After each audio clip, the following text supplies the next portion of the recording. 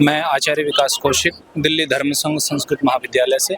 हाँ जी, अभी बागेश्वर सरकार के द्वारा एक यात्रा का संकल्प लिया गया जो कि नवंबर से 30 नवंबर तक निकालेगा। देखिए, बिना यूनिटी के आज हम कह रहे हैं, यदि बटेंगे तो कटेंगे।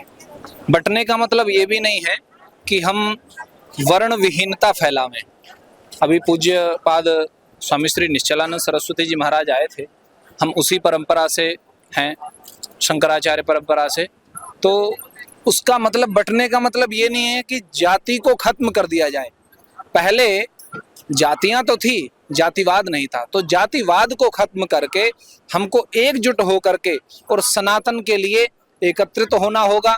जो श्री धीरेन्द्र शास्त्री जी हमारे बड़े भाई हैं, गुरु भाई हैं, उन्होंने अच्छा बीड़ा उठाया है कि पद यात्रा से हम प्रत्येक भारत के कोने कोने से प्रत्येक सनातनी को जोड़ करके हम एक यूनिटी बनाएं, है ना। बिना एकता के ये संभव नहीं है। तो एकता के साथ में संगच्छध्वम संबद्धध्वम संभो मनांसि जानताम, इस भावना को रखते हुए हमें धर्मो रक्षति रक्षितः, धर्म की यदि हम रक्षा करेंगे तो वह रक्षित धर्म ही हमारी रक्षा करेगा। राज्य जो धर्मगुरु है और साधु संत हैं, उनका क्या सहभागिता रहेगी इस यात्रा में, किस तरह से? देखिए, जो परंपरागत महात्मा हैं वो तो सहयोग करेंगे, क्योंकि जो परंपरागत महापुरुष होते हैं वो कभी भी शास्त्र सम्मत कार्य का विरोध नहीं करते। जो अपरंपरागत मनमुखी हैं, जिनको कह सकते हैं नुगरे हैं, मनमुखी हैं, तो वो जरूर सनातन में रोड़ा बनेंगे। किंतु जो परंपरागत धर्म की बात करेंगे वो श्री धीरेन्द्र शास्त्री जी की जरूर उनके साथ मिलकर के, उनकी सहायता से जरूर सनातन धर्म के उत्थान का प्रयास करेंगे। उनका प्रयास है कि जो जातिवाद फैल रही है, ऊंच नीच का भाव वो मिटना चाहिए, एक साथ एक यात्रा। देखिए, ऊंच नीच का भाव आज हमने आपने बनाया है। वस्तुतः भगवान के यहाँ ऊंच नीच नहीं है। भगवान निषादराज गुह को बरबस ऋषि भेंटा, है ना।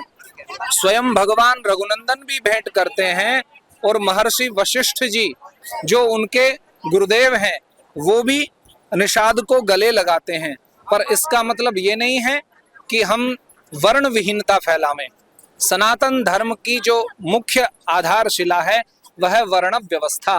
भगवान भी कहते हैं ना कि मैं कलयुग के अंत में ब्राह्मण के यहाँ जन्म लूंगा। तो विशुद्ध ब्राह्मण विशुद्ध ब्राह्मण ही बचेंगे तब ना भगवान जन्म लेंगे।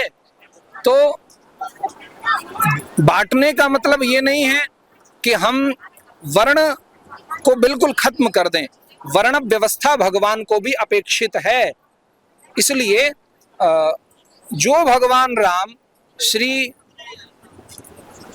निषादराज गुह को गले लगाते हैं, वही जब अपने अपने राज्य में आकर के, श्री अयोध्या में आकर के, तो वहां स्ववर्णेषु तत्परः, ऐसा वाल्मीकि रामायण में लिखा है।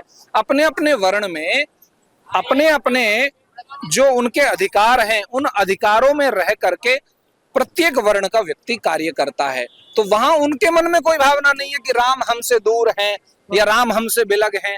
वहां तो ऐक्य का भाव है, एकता का भाव है।